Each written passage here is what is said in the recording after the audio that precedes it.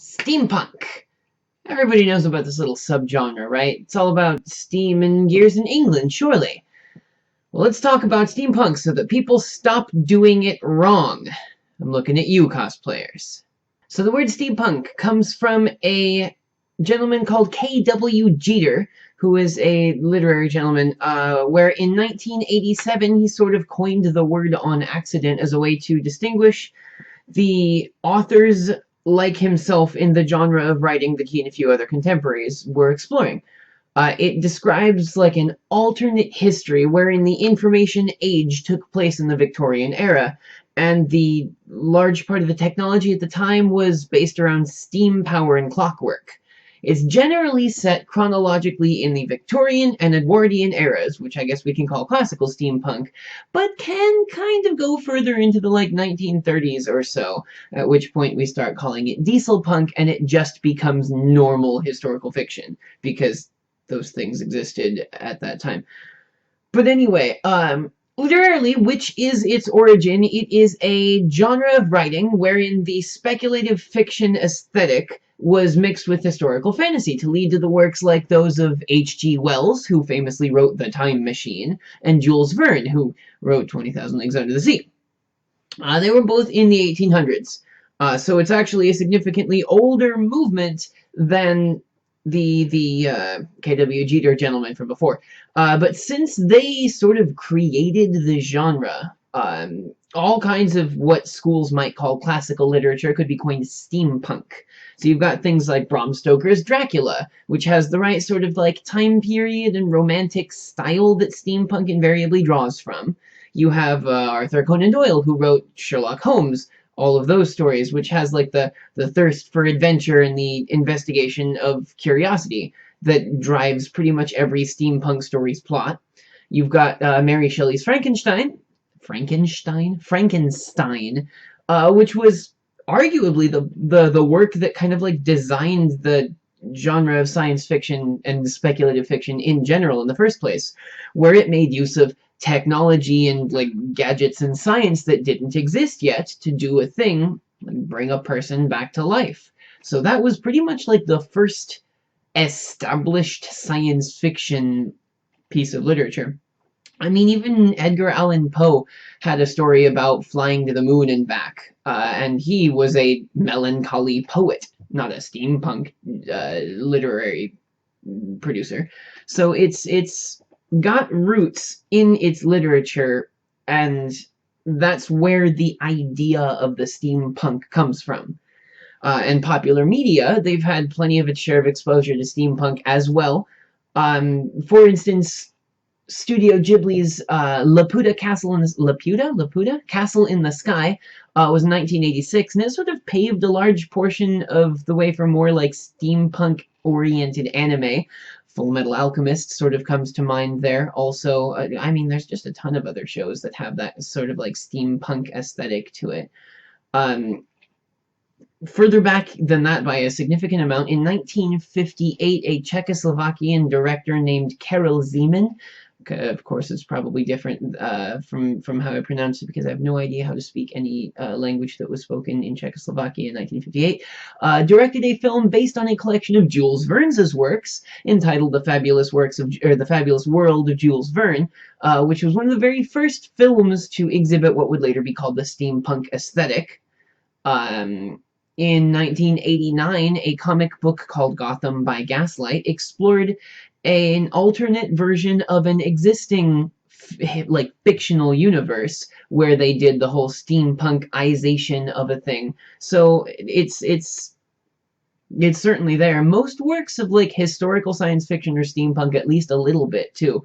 And it's not a stretch to call Firefly inspired at least by steampunk and the space opera genres.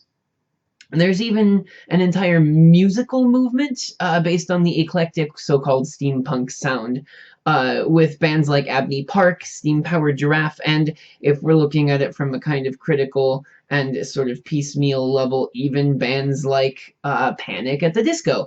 They produce pretty good music, and you can tell that it's distinctly steampunk because of the way that they make the sounds. They'll use things like accordions and like old organs and that kind of thing. Abney Park even like fabricated a story canon for their band's history.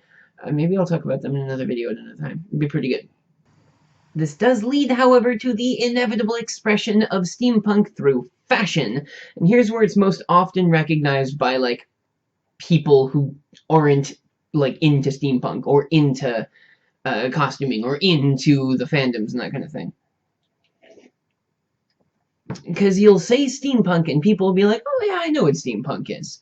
And the three most common things that you see when someone is steampunk are goggles, which are often worn on a top hat or bowler hat, like above the brim of the hat. Visible gears that may or may not serve a visible gears that may or may not serve a purpose, and brass fittings on brown, black, gold, and tan leather. I'm going to make myself kind of unpopular here. Steampunk fashion is based on the Victorian and Edwardian eras of fashion, with the added charm of having it often to be functional because the characters the people portray are like tinkerers or inventors or other science-minded folk.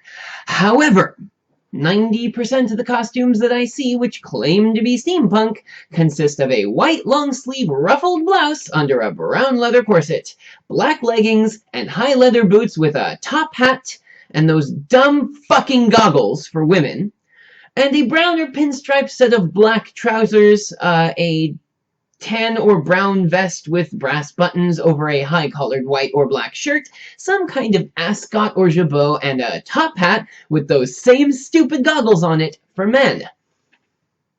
Here's why that's wrong. The Victorian era was a long period of time. During that time, there were certainly things like brown coats, black dresses, white shirts. However, this was also the era that they had discovered how to use something called aniline dye to make clothing in more vibrant and striking colors than they had literally ever been able to possibly do in history up to that point. So it was the most vogue thing in the world at that time to have bright, colorful clothing, especially for women. In fact, the most popular colors for women at the time were things like pinks and creams and lavenders and purples.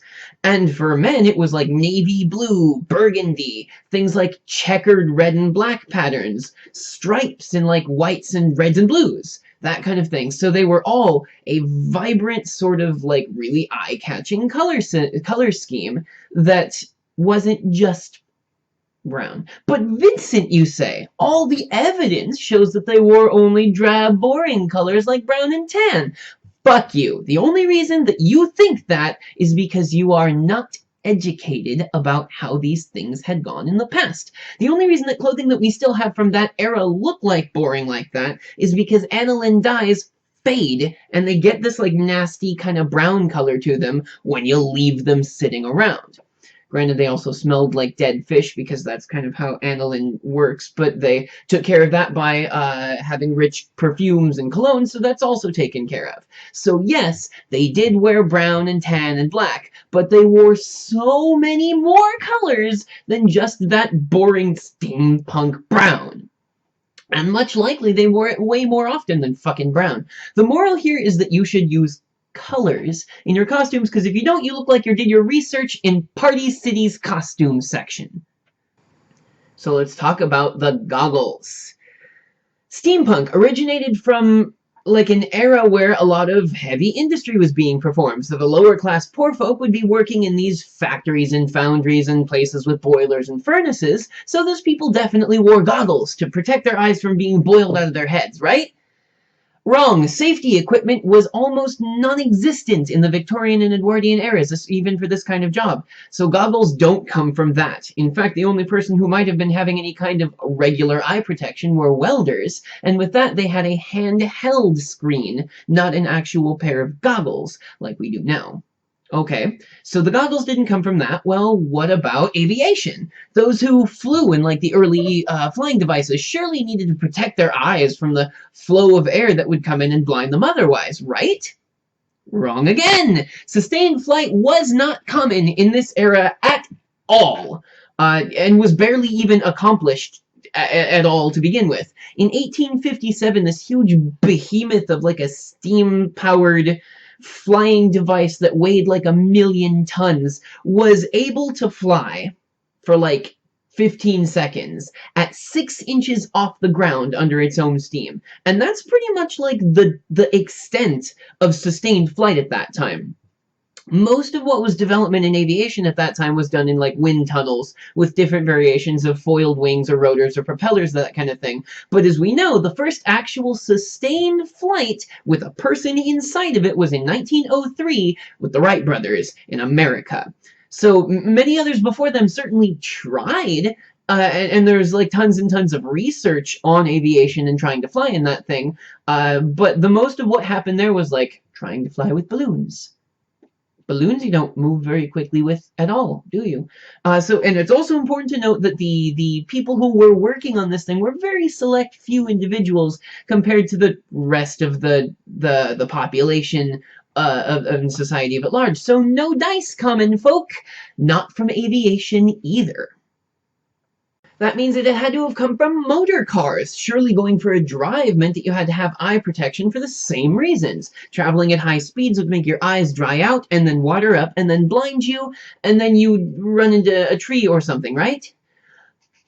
No, and for two reasons. The first is that motorists who had cars, which admittedly did start to turn up in the Victorian era, okay, fair, were only like they had to be the super rich because they were highly advanced in nature at the time and therefore required a lot of money. Common folk never had cars in the Victorian era or the Edwardian era even because of their prohibitive cost at the time. But let's say that you did have one. Let's say that you did have a car and that you were super rich and were able to buy one.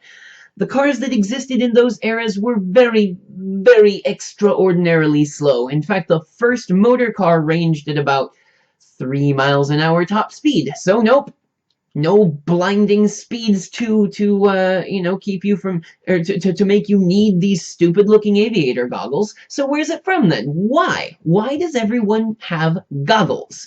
And why wear them on the body of a hat above the brim specifically? That's the thing that ticks me off the most about goggles. Is like, it doesn't matter if you have goggles, sure, that's fine, don't wear them on your stupid hat. But anyway, the answer is because steampunk stole it from cyberpunk, which is another thing on which I should make a video at some point soon. But cyberpunk's vision of like the assisted vision device, like augmented reality and virtual reality glasses and that kind of thing, those kind of, goggles with the like wires going into it with things displayed across the front of them that you could see through the goggles, also displayed onto the real world, like Shadowrun.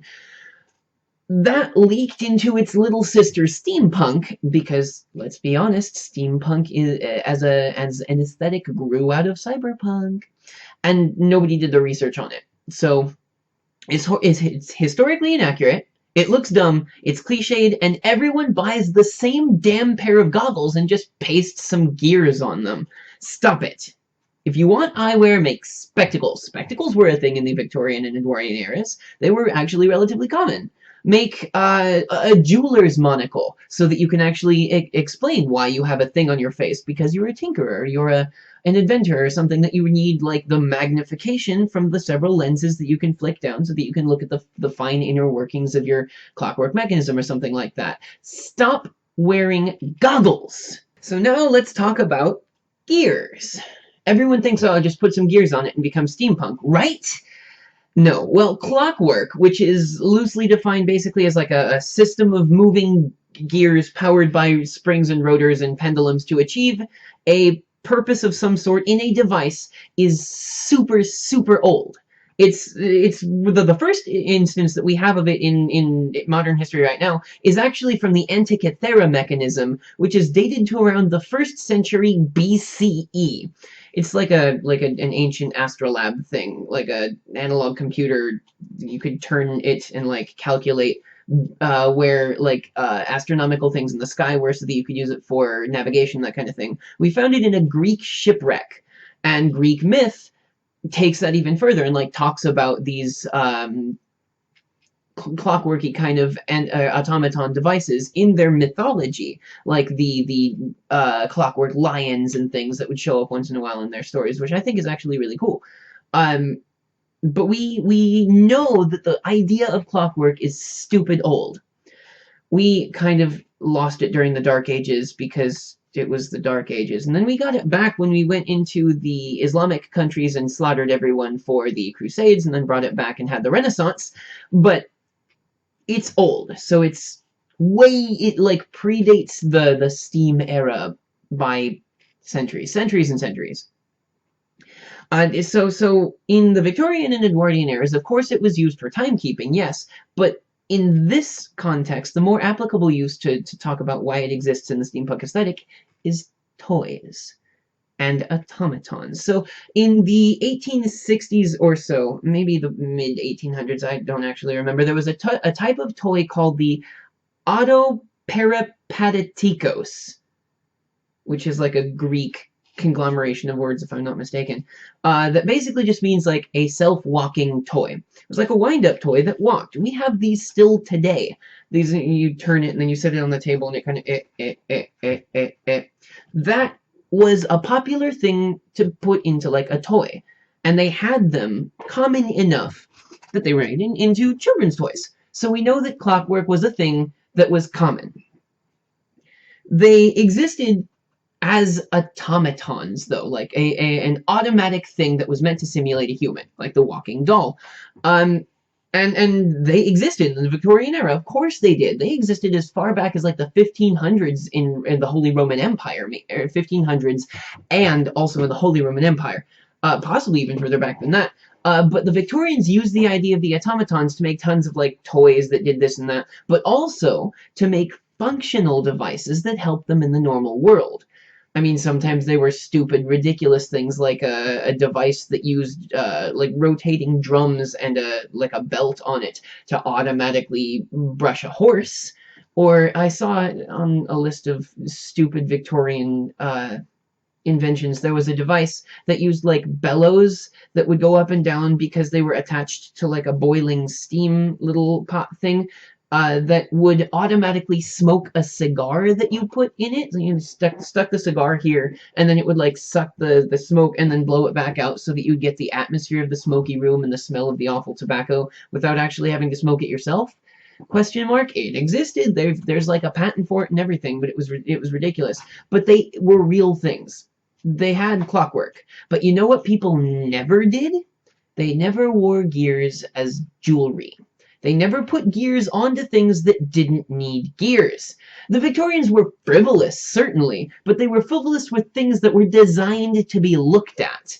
And gears were the exact opposite of that thing. They were designed to be hidden inside of stuff to give the illusion that that thing was alive, or that it was magic, or that it was enchanted, or something like that. If you could see the gears in a device, it meant that you fucked up when you were building it, or that you weren't done building it, or something like that. You built the thing incorrectly. So people who put gears on their steampunk costumes are automatically wrong, unless it's done in such a manner that it gives the illusion of like peeking inside of a mechanism that's powered by gears to see how it works.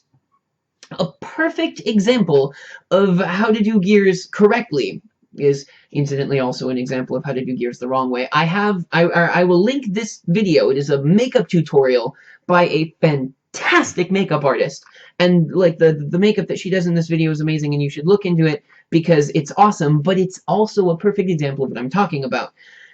Look at the way that the gears on the girl's face are done. The gears inside of like the bits on her face inside the makeup are amazing because they give a glimpse into the inside of the mechanism that is this automaton girl. It shows how she works, how she makes her facial expressions, how her mouth opens up and down, because it's clockwork and it's on the inside. And surely the patches where you can see them are just like access points for maintenance and things that the tinkerer didn't put back on or whatever. She maybe got up and walked away without remembering to put them back on her face. However, also look at the gears on her hat. They are randomly superfluously attached. They're just there for no reason. Why are they there? Why are they even there? They're not needed. Take them off of your hat, and they will look the hat will look better without gears, because hats don't need gears. Because even if a hat had gears on it, it probably didn't have any actual like function for the gears to be there. And if it did have a function, then the gears would be inside the hat, so that the hat would do its ridiculous flip up and dance around thing, or whatever the hat was going to do. But you wouldn't see the gears that were doing it, because that was like faux pas. You didn't want to see the gears because you wanted to be enchanted by the thing that the gears did. How about another unpopular topic? Let's talk about women's fashion in the Victorian era. Women wore a lot of different kinds of clothing. They had corsets, they had blouses, they had petticoats, they had hats, they had gloves, they had boots, they had veils, they had slips, they had tons and tons and volumes of undergarments. But they did not have pants the way that we think of them now. They did not have tight leggings that showed off the curves of their body. They had pants. They did. They wore them. But they wore them under skirts or dresses. They wore them under skirts because they were literally not allowed to just wear pants without a license to wear them, especially in France.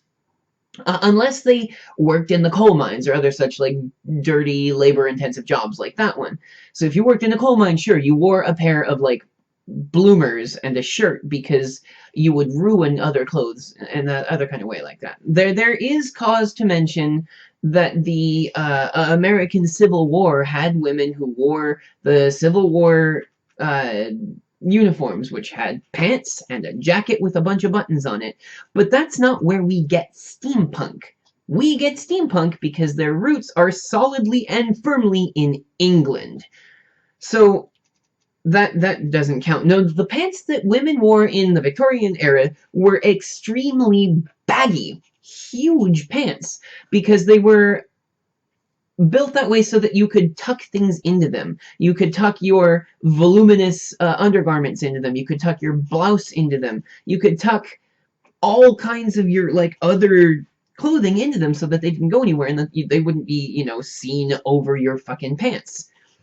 And they were also super huge because there were different body shapes at that time, and they needed to be able to fit into them. That's fine.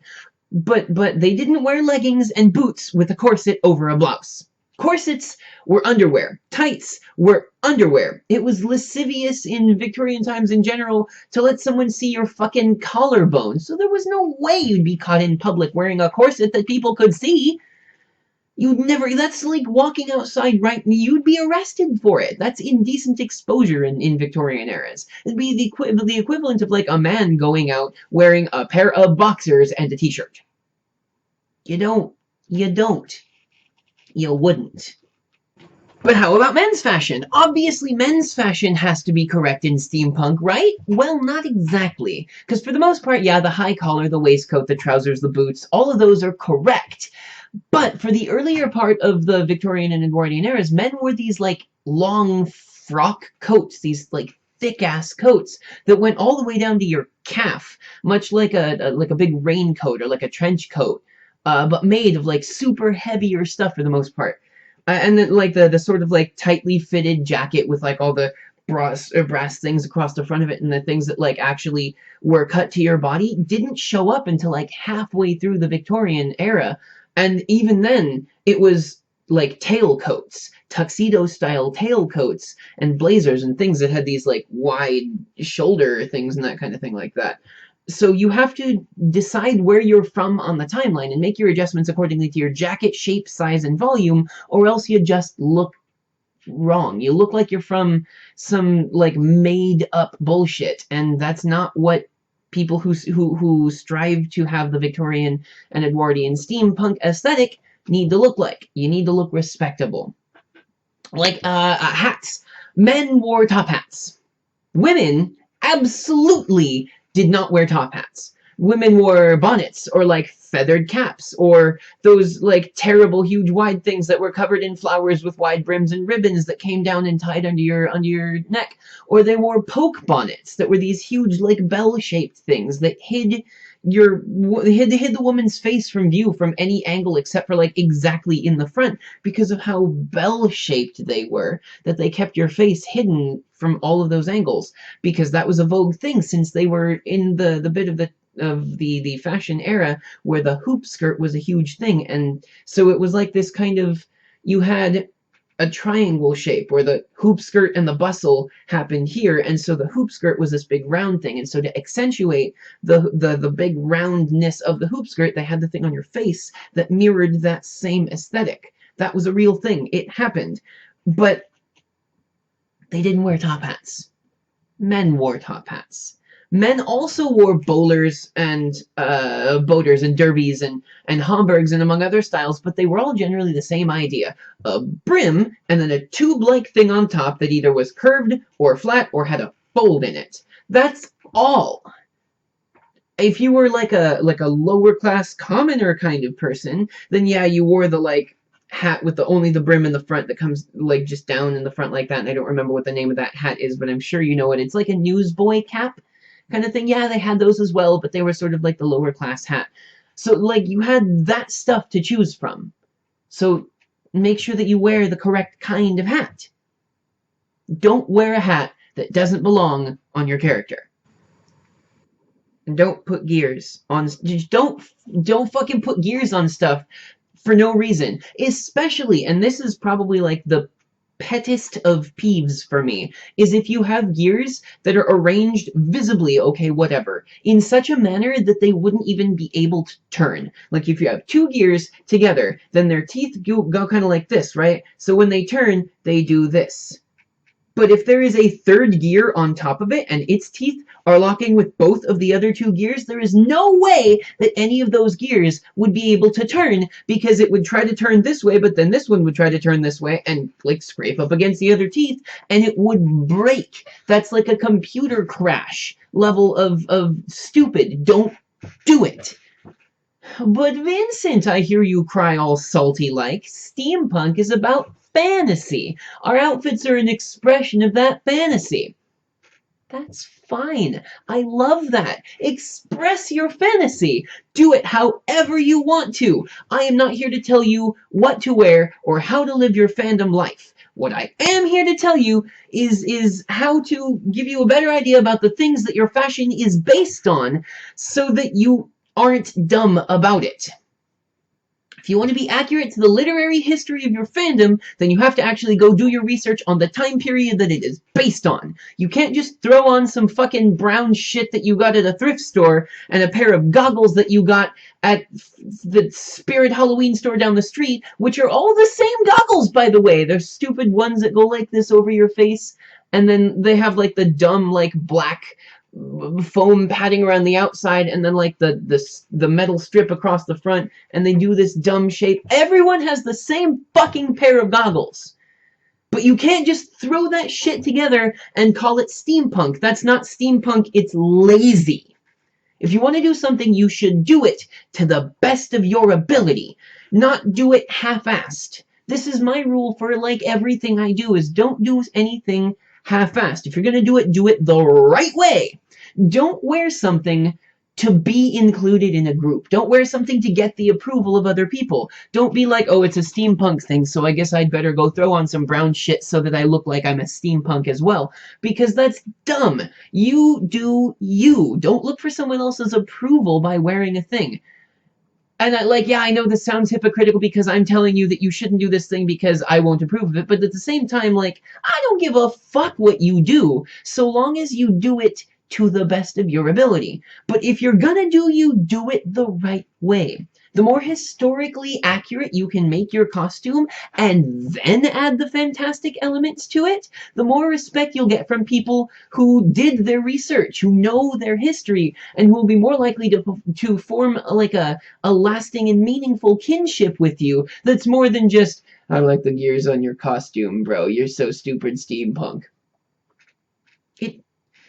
It blows my mind that that's the sort of thing that happens as often as it does. And like, add as much fantasy as you want, but make it clear that you are doing so for a reason. Make it like, have an explanation for when you when somebody asks you why you have like a brass fitted glass vial with some bubbly green shit in it attached to your belt.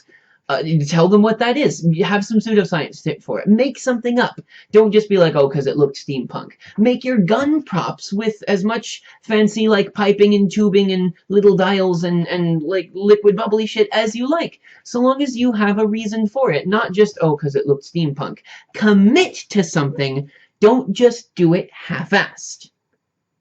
And for God's sake, don't glue superfluous gears to your unnecessary goggles that you're going to put on your anachronistic hat in the first place.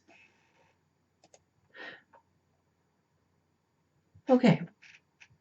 We're good. Thanks for listening to all of that.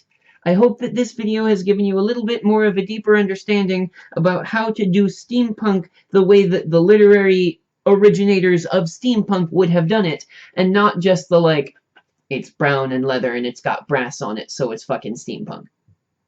I hope that you appreciate how, like, riled up this thing gets me, because people do it and then they're wrong, and I can't let that go. I have to tell people that they're wrong, because apparently I'm that kind of person.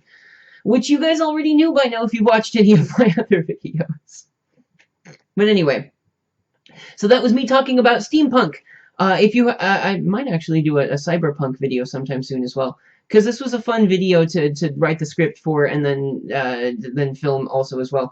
Granted, it did give me high blood pressure at some points, but you know, that's how it is. If you have things that you want me to talk about, please tell me what you want me to talk about in the history in the comment thread. I'm going to start making more videos once I get back to Japan starting July 23rd, because I'm going back to Japan, which is great. So I'm going to start doing more video stuff while I'm back over there again, I hope. It's what got me started with YouTube in the first place, so I figure going back to my roots might help with it. And I'll see what I can do to just make the best kind of content for you guys. So, thanks for watching. I'll see you guys next time.